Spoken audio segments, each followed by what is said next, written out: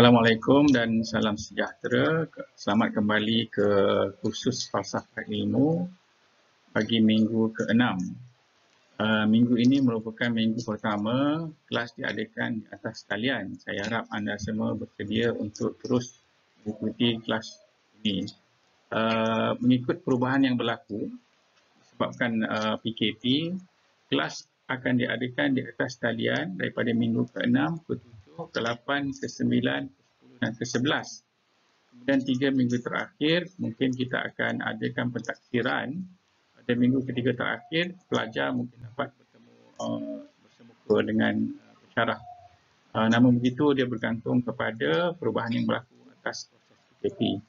Saya harap anda dapat mengikuti kursus ini dengan baik untuk kita teruskan pada minggu-minggu seterusnya. Pada minggu ini kita akan membincangkan tentang aksiologi. Setelah kita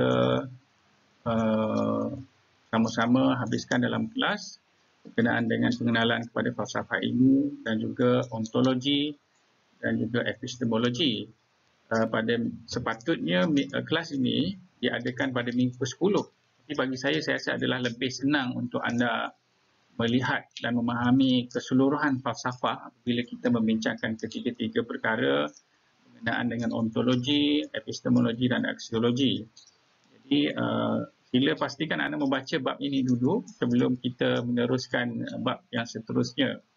Saya akan pastikan anda dapat memahami falsafah ilmu secara menyeluruh sebelum kita masuk kepada tugas-tugasan yang akan diberikan yang mana saya akan bincangkan kemudian. Pada minggu ini seperti saya katakan tadi, kita akan bincangkan tentang aksiologi dan saya juga akan lakukan sedikit ulang kaji tentang apa yang kita telah bincangkan pada sebelum ini. Kemungkinan kita akan adakan sedikit soal jawab ataupun kuis, mungkin secara menggunakan WhatsApp ataupun menggunakan e-com. Saya harap anda bersedia setelah melihat video ini untuk menjawab soalan-soalan yang akan saya sediakan kemudian. Sebelum kita mulakan kelas kita, saya ingin bincangkan dahulu cara pentaksiran yang baru. Apabila berlaku perubahan kepada cara pembelajaran, maka pentaksiran kita pun akan berubah. Satu berita baik untuk semua para pelajar ialah tiada peperiksaan akhir untuk mata pelajaran ini. Namun begitu, kalau anda lihat kepada item nombor 4, kita akan ada pentaksiran akhir. Dia mungkin bukan dalam bentuk peperiksaan di dalam dewan, tapi kita akan adakan cara untuk mentaksirkan macam mana pencapaian pelajar pada 3 minggu terakhir. Pertama sekali, anda lihat di situ, kita akan adakan kuis. Kuis ini akan melibatkan sebanyak 10 markah. Kemungkinan besar, kuis ini kita akan lakukan pada minggu depan. Kuis akan merangkumi semua topik sehinggalah kepada epistemologi. Saya harap anda boleh membuat ulang kaji yang terbaik daripada buku yang telah kita sediakan. Itu juga untuk taksiran yang kedua, kita perlukan anda untuk melakukan laporan ulasan jurnal. Anda mesti memilih jurnal ataupun mungkin kita akan bagikan jurnal ini untuk dilakukan ulasan oleh para pelajar. Secara detailnya kita akan bincang kemudian. Pelajar juga diminta untuk menyediakan membuat pemandangan video. Mungkin para pelajar akan buat sedikit di antara kumpulan dan satukan video tersebut. Jadi ini 4 bahagian cara pentaksiran yang kita telah bersetuju untuk diberikan kepada pelajar sepanjang PKP ini. Harap anda maklum dan anda pastikan anda bersedia untuk melakukan segala tugasan yang akan diberikan dan pastikan anda dapat markah yang terbaik dalam pentaksiran ini. Sedikit ulang kaji kepada apa yang kita telah bincangkan bersama dalam kelas selama 3-4 minggu yang pertama. Pertama sekali, saya harapkan anda semua dapat membacakan bab-bab tentang sejarah dan juga 2 topik yang kita telah bincangkan sebelum ini. Ada sedikit bab-bab lain yang sepatutnya kita telah cover. Saya akan bincangkan dengan lebih detail dalam WhatsApp nanti, di mana kita perlu tekankan yang mana kita perlu beri lebih penekanan. Pertama sekali, anda mesti tahu apakah itu definisi-definisi kepada terma-terma yang ada dalam ni. Apakah itu falsafah ilmu, apakah itu falsafah, anda harusnya dapat memberi tafsiran yang sebenar tentang item-item ini. Itu juga tentang ontologi. Apa itu ontologi? Kita telah bincangkan dengan agak panjang lebar juga dalam kelas. Saya telah membagikan beberapa contoh untuk anda memahami maksud sebenar ontologi. Iaitu kita membincangkan tentang kewujudan sesuatu, di mana apakah wujud, apakah tiada, apakah yang ada, adakah kita ni wujud. Jadi beberapa terma-terma yang kita bincangkan dalam kelas semestinya anda telah memahami, dan sekiranya anda ada apa-apa persoalan boleh dikemukakan kepada saya dalam grup WhatsApp. Benda yang paling penting saya rasa dalam falsafah ini ialah antara lain ialah epistemologi. Epistemologi membincangkan tentang sumber-sumber ilmu. Sepatutnya anda telah memahami ada 4 sumber ilmu yang paling utama yang kita bincangkan dalam kelas pertama. Sumber ilmu berdasarkan panca indera, kedua akal, ketiga intuisi, dan keempat sumber wahyu. Keempat-empat sumber ilmu ini semestinya anda faham dan harus anda jelas dan bisa boleh memberi penjelasan dengan baik apakah maksud sumber ilmu tersebut. Sekarang kita akan bincangkan apakah itu aksiologi. Ini adalah bab berkenaan dengan nilai. Sebenarnya dalam kelas saya telah bincangkan ketiga ontologi, epistemologi dan aksiologi secara ringkas. Jadi sekarang kita masuk kepada aksiologi. Pertama sekali kita cuba fahamkan apa yang dimaksudkan dengan aksiologi. Aksiologi ialah ilmu tentang mempelajari manfaat dan hakikat sebenar daripada sesuatu ilmu. Ada dua perkara yang harus kita tekankan di sini ialah etika dan juga estetika. Etika ialah prinsip moral atau nilai akhlak yang menjadi pegangan seseorang individu atau kumpulan manusia. Sebagai contoh, sopan santun apabila kita berhadapan dengan manusia. Itu adalah etika. Yang kedua, estetika. Estetika ini berkenaan dengan keindahan tentang sesuatu. Adakah kita rasa perkara itu baik atau cantik. Jadi aksiologi ini adalah mengenai dengan nilai-nilai kepada sesuatu ilmu yang kita dapat. Ini dapat menyediakan panduan kepada kaedah-kaedah yang seharusnya diperhatikan dalam kita menerima dan meramalkan ilmu. Inilah yang kita akan bincangkan lebih detail, aksiologi, iaitu mengenai nilai-nilai yang ada kepada ilmu, apakah kebaikan yang kita boleh baik daripada ilmu tersebut, bagaimanakah kita boleh menilai sesuatu perkara itu baik atau buruk, sama ada dia baik kepada kita, baik kepada masyarakat, baik kepada orang sekeliling kita. Inilah yang dibincangkan dalam aksiologi. Sebagaimana yang saya katakan sebelum ini, aksiologi adalah berkenaan dengan nilai ilmu. Teori nilai mengkaji tentang nilai guna sesuatu, sama ada dia bernilai ataupun tidak, penting ataupun tidak, baik atau buruk, tentang semua perkara yang kita hadapi dalam kehidupan kita seharian. Pada dasarnya ada dua nilai yang besar, ada nilai kebendaan ataupun nilai kerohanian. Nilai ini merupakan ukuran moral bagi menjadi asas pandangan atau pegangan seseorang itu. Sebagai contoh dalam kehidupan kita, kita melihat apa sahaja yang kita lakukan sepatutnya baik ataupun buruk. Apa sahaja. Dan kadang-kadang keburukan yang kita anggap secara umum itu dia akan berubah. Sebagai contoh, secara umumnya melanggar lampu merah semasa membawa kereta adalah sesuatu yang buruk. Tetapi cuba bayangkan sekiranya anda sedang dalam keadaan kecemasan bersama orang yang anda sayang dalam kereta yang harus anda bawa ke hospital. Dan pada masa tersebut anda harus bersegera untuk ke hospital dan lampu jalan merah. Jadi pada masa ini nilai itu telah berubah. Jadi perlakuan kita daripada sesuatu yang tidak sepatutnya kita lakukan menjadi sesuatu yang perlu kita lakukan. Jadi perubahan nilai dalam kehidupan kita inilah yang akan kita cuba fahami, di mana kita harus meletakkan sesuatu nilai itu di tempat yang sebenarnya. Inilah akan menjadi pegangan kepada kita. Dua jenis nilai yang kita katakan sebelum ini ialah nilai kebendaan dan nilai kerohanian. Nilai kebendaan terbahagi kepada nilai-nilai yang boleh dilihat, tangible stuff yang kita bincangkan, benda yang kita boleh pegang, yang kita boleh lihat. Contohnya nilai authoritarianism, hedonisme, utilitarian dan pragmatism. Semua nilai-nilai ini adalah nilai kebenaran di mana manusia mempunyai nilai kuasa yang mutlak. Manusia memikirkan pleasure, personal pleasure, diri sendiri. Manusia melihatkan kepada nilai yang boleh memberi kebaikan kepada majoriti manusia. Manusia melihat kepada benda yang boleh memberi kebaikan kepada manusia. Ini nilai kebenaran. Satu lagi nilai ialah nilai kerohanian yang kita tidak boleh lihat dengan mata kasar secara umumnya. Contoh nilai agama, nilai moral dan nilai ilmu itu sendiri. Jadi dua nilai ini seharusnya tidak difikirkan secara berbeza. Pembezaan antara nilai inilah menyebabkan manusia menjadi sekular. Kedua-dua ini tidak boleh difahami secara terpisah, dikotomi. Manusia biasanya berbolak-balik antara dua nilai ini. Kadang-kadang kita berfikir secara nilai diri sendiri, kepentingan kepada peribadi, dan kadang-kadang kita fikir kepada nilai kepada agama dan moral.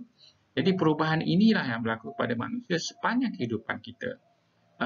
Seharusnya kita memahami di manakah kedudukan nilai tentang sesuatu perkara itu. Dan nilai kebenaran dan nilai kerohanian ini akan berubah-ubah dalam kehidupan kita. Dalam membincangkan tentang pengaruh nilai dalam ilmu, kita harus lihat kepada tiga perkara ini. Pertama sekali, nilai intrinsik adalah lebih utama daripada nilai ekstrinsik. Intrinsik adalah nilai dalaman tentang satu benda, nilai tersurat daripada nilai tersirat daripada nilai yang tersurat. Dua perkara ini setiap daripada kita harus fahami apa yang ada di dalam dan apa yang ada di luar tentang satu perkara. Nilai yang kekal lebih utama daripada nilai yang sementara, dan nilai yang produktif lebih utama daripada nilai yang tidak produktif. Jadi seharusnya kita dapat membezakan antara nilai-nilai yang ada pada sesuatu perkara itu. Perkara yang harus kita bincangkan ialah bagaimana kita melihat sesuatu itu baik, sesuatu itu buruk, sesuatu itu dapat membantu kita memahami sesuatu perkara yang lebih baik dan akan memberi kesan yang lebih lama kepada kita. Dalam sejarah tamadun manusia, nilai-nilai ini berubah mengikut masa.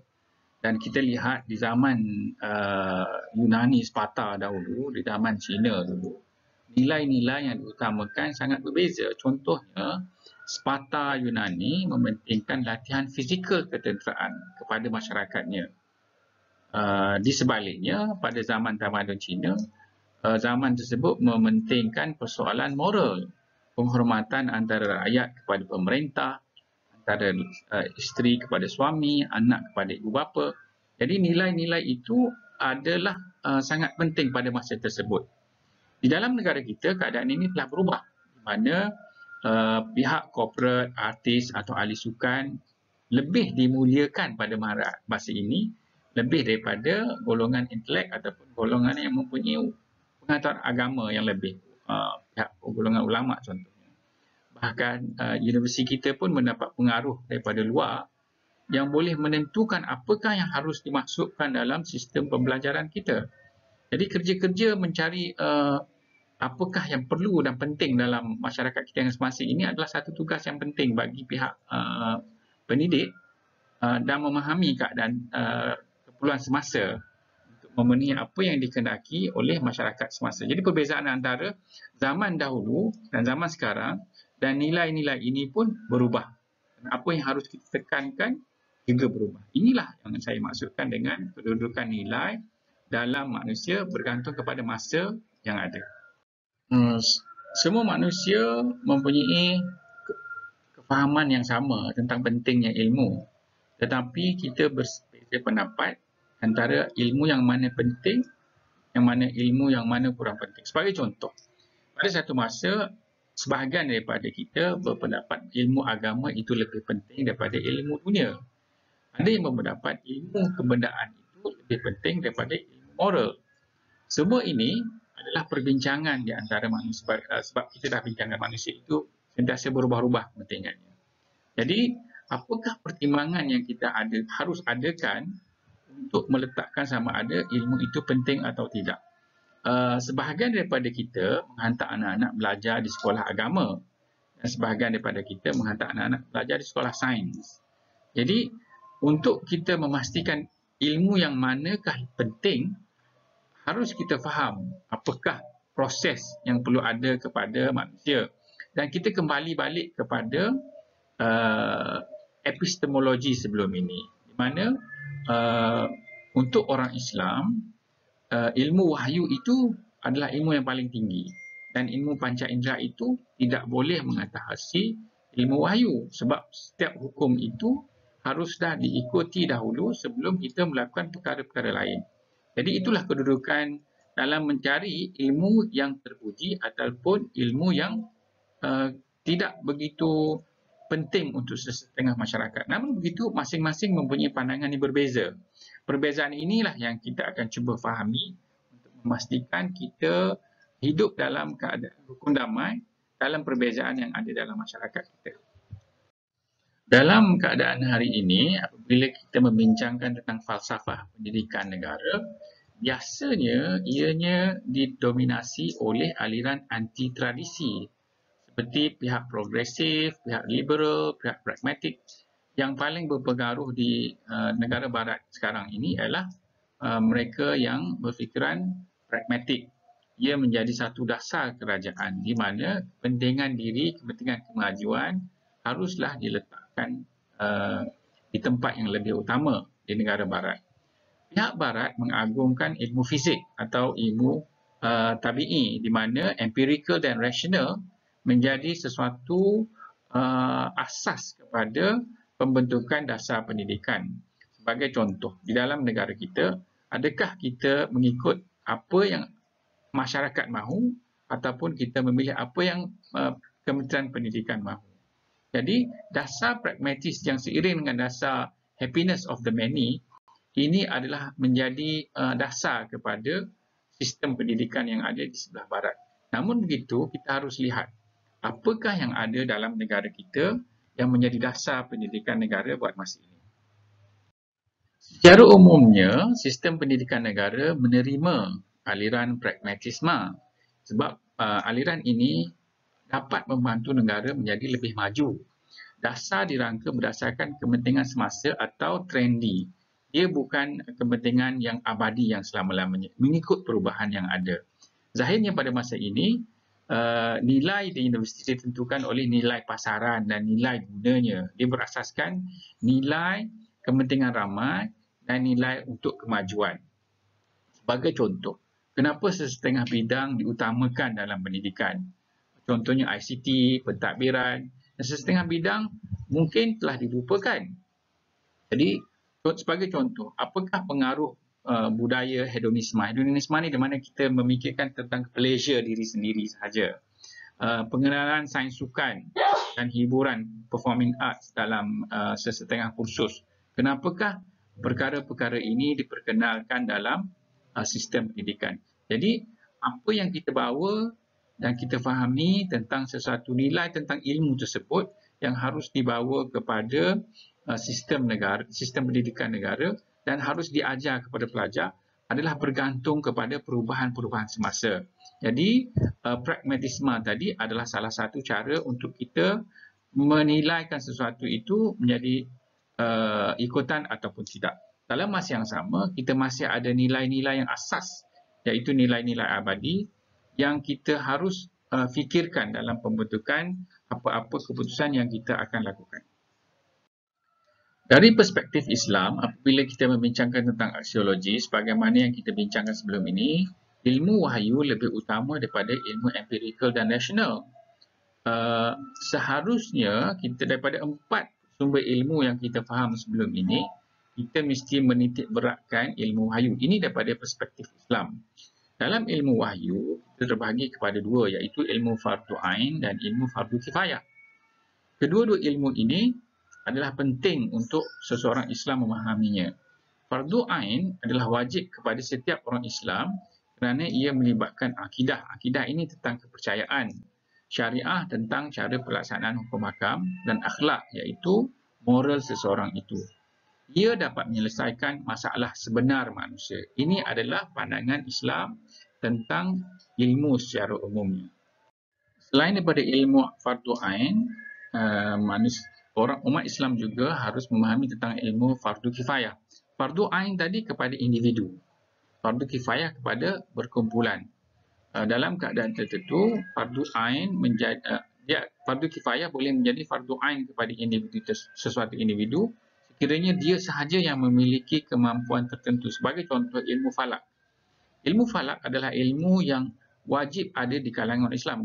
Setiap umat Islam tidak wajib memahami ilmu falak, tetapi sekumpulan daripada masyarakat Islam harus memahami tentang bagaimana mengkaji bintang, mengkaji tarikh, melihat bulan sabit. Ilmu falak ini penting. Jadi, dia mungkin menjadi fardu ain kepada orang tertentu. Contohnya kepada ahli agama. Ilmu fardu sangat luas dan mempunyai syarat-syarat tersendiri. Jadi, dua perkara ini harus anda faham. Fardu ain untuk individu, fardu kifayah untuk kumpulan. Dalam menghadapi krisis nilai dalam kepentingan ilmu, dalam Islam kita ada hierarki tentang sesuatu perkara. Dari segi hukum, konsep hierarki nilai berdasarkan kepada nilai 5 hukum al-ahkam al-khamsah, iaitu wajib, sunat, harus, makruh dan haram. 5 hukum ini wajib diketahui, difahami oleh seseorang Muslim. Anda harus dapat membezakan antara 5 hukum ini dan mungkin dia akan keluar dalam peperiksaan. Wajib adalah sesuatu yang semestinya anda lakukan. Dalam Islam contohnya solat 5 waktu. Itu adalah wajib. Sunat adalah sesuatu yang anda lakukan, anda akan mendapat lebih pahala. Sekiranya anda tinggalkan tidak menjadi masalah. Sebagai contoh, bersedekah. Itu adalah sunat. Harus adalah sesuatu yang anda boleh lakukan ataupun anda boleh tinggalkan. Sebagai contoh, harus anda makan breakfast pukul 10. Ini tidak yang menjadi masalah. Bukan wajib makan pukul 10 ataupun tidak boleh makan 10. Itu harus. Makruh adalah sesuatu yang lebih baik anda tinggalkan. Sebagai contoh, makan makanan yang berbau. Contoh bawang ataupun setengah orang mengata merokok itu makruh. Ada kebanyakan kata haram. Jadi, makruh ini anda lebih baik tinggalkan. Daripada sekiranya anda lakukan, tak mengapa, tapi sekiranya anda tinggalkan lebih baik. Sunat tadi lebih baik anda lakukan. Dia berbeza makruh dengan sunat tadi. Haram ialah sesuatu yang tidak boleh anda lakukan. Haram adalah perkara yang tidak boleh anda lakukan dalam, sebagai contoh, membunuh diri. Dia haram dalam Islam. Prinsip masalah umum manusia adalah sangat penting bagi Islam dalam pembentukan hukum. Dia berdasar kepada 3 prinsip di bawah. Prinsip daruriyat, iaitu keperluan asas yang terpenting.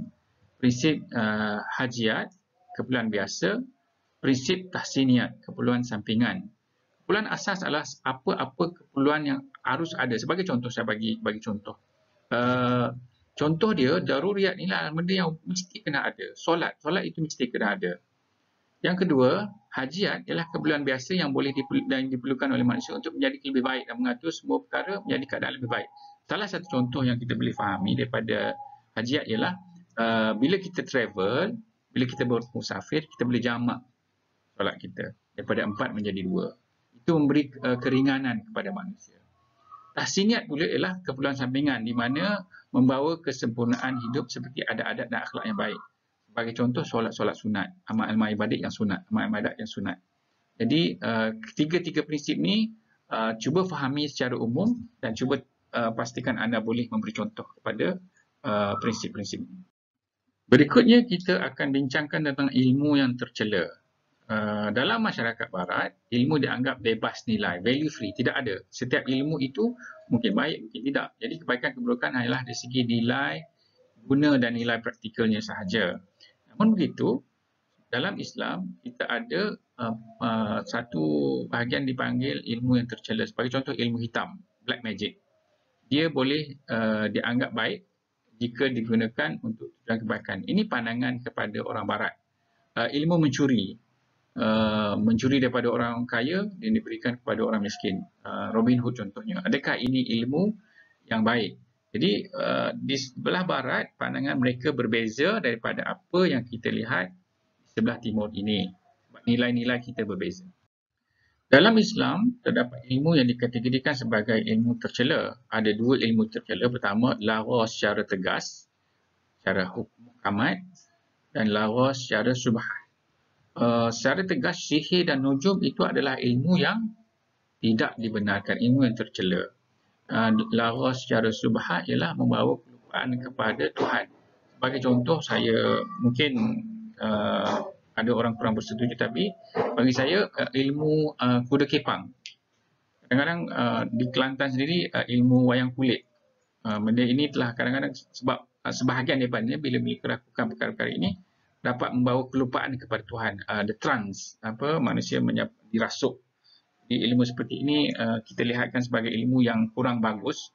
Kita tafsirkan sebagai ilmu yang subhat. Dari segi tradisi Islam, kayu pengukur penilai adalah berdasar kepada akidah, kepercayaan kepada Tuhan, syariah, hukum muhkam dan akhlak moral manusia. Jadi inilah menjadi nilai kayu ukur kepada nilai-nilai ilmu tersebut. Pada satu zaman dahulu, di zaman Imam Al-Ghazali, pernah ilmu falsafah dan ilmu sastra adalah sesuatu yang tidak bagus. Kerana pada masa itu, kedua-dua ilmu ini memberi mudarat kepada masyarakat. Tapi sekarang perkara itu telah berubah. Itu kita membincangkan tentang perubahan-perubahan yang berlaku. Di zaman moden, ideologi falsafah moden ciptaan kebanyakan daripada Yahudi, sekularisme, liberalisme, nasionalisme, kapitalisme, sosialisme, evolution dan lain-lain, dia menjadi asas kepada seluruh cabang ilmu moden. Dan apakah kayu ukur yang kita harus gunakan untuk memastikan cabang-cabang falsafah ini adalah baik ataupun tidak. Ini kita buka untuk perbincangan.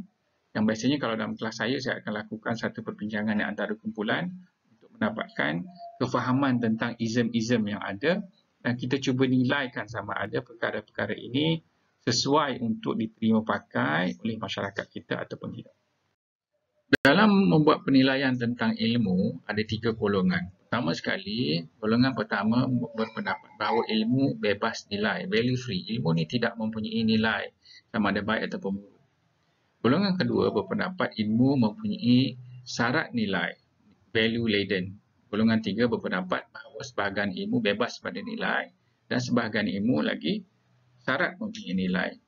Jadi, 3 golongan ini mempunyai pandangan berbeza tentang sesuatu ilmu itu. Dalam membincangkan tentang ilmu yang ada syarat nilai, kita cuba lihat kepada sains tabi'i. Dia dipengaruhi oleh aliran empirisisme, evolusionisme dan lain-lain yang boleh menggugat iman dan akidah manusia. Sebagai contoh, adakah kita percaya manusia evolve daripada monyet kepada manusia? Sekiranya kita percaya sebegitu, dalam Islam dia akan mengubah akidah tentang manusia. Itu adalah apabila sesuatu ilmu itu mempunyai nilai-nilai tertentu. Sebab itulah dalam Islam harus difahami apakah yang dimaksudkan dengan nilai sains yang ada. Yang kedua, ilmu sains sosial dan kemanusiaan dipengaruhi oleh pelbagai ideologi. Contohnya Freudian. Freudian ini seorang saintis yang mempunyai pandangan yang sangat berbeza, sangat liberalisme, sangat bebas. Manusia bebas untuk melakukan apa sahaja. Nanti saya rasa anda boleh baca sedikit tentang Freud, seorang saintis yang cuba kenali siapakah dia. Ekonomi dipengaruhi oleh ideologi kapitalisme dan sosialisme. Ilmu politik ada sekularisme, demokrasi ada sosialisme, ilmu sains sukan dan sebagainya. Semua ini ada nilai-nilai tersendiri dan sebagai seorang pelajar anda harus mengetahui apakah nilai-nilai yang ada kepada izm-izm yang ada ini. Sama ada anda berpendapat ianya baik ataupun tidak, itu saya tinggalkan kepada anda setelah anda memahami apa yang ada dalam kelas aksiologi saya. Pihak yang berpandangan sekular, mereka berpendapat setiap ilmu itu bebas daripada nilai. Semuanya tidak harusnya diberi nilai. Setiap manusia bebas untuk melakukan apa saja. Itulah yang memberi perkembangan yang luas kepada masyarakat yang sebelah barat. Namun begitu, dari segi Islam, harus atau tidak ilmu itu adalah berdasarkan pada akidah, kepercayaan kepada Tuhan, syariat, hukum hakam dalam Islam, dan juga akhlak. 3 prinsip ini harus menjadi kayu ukur sama ada sesuatu ilmu itu adalah baik ataupun tidak. Baik, begitulah kelas kita pada hari ini. Saya harap anda dapat memahami apa yang saya kongsikan, dan sekiranya ada apa-apa persoalan yang harus ditanya, saya cadangkan anda kemukakan dalam WhatsApp group. Semoga kelas aksiologi pada hari ini dapat memberi manfaat kepada anda semua, dan kita akan teruskan kelas kita seperti biasa minggu depan. Kemungkinan besar kita akan ada kuis, dan terima kasih. InsyaAllah kita jumpa lagi. Jaga diri baik-baik. Assalamualaikum dan salam sejahtera.